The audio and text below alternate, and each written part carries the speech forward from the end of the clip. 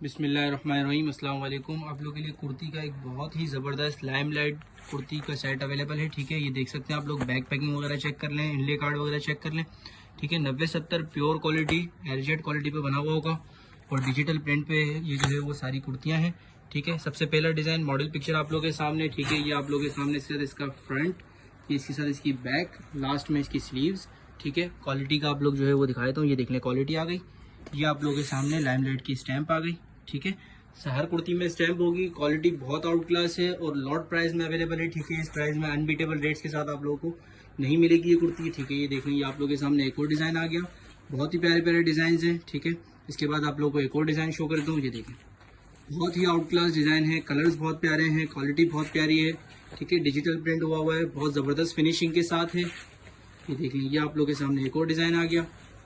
ये आप लोगों के सामने एक और डिज़ाइन। ठीक है, जल्दी अपने ऑर्डर्स करेंगे, बहुत ही लिमिटेड स्टॉक है और बहुत आउट क्लास जो है वो प्राइस में अवेलेबल है। ठीक है, जज़ाकल्लाह, अस्सलाम वालेकुम।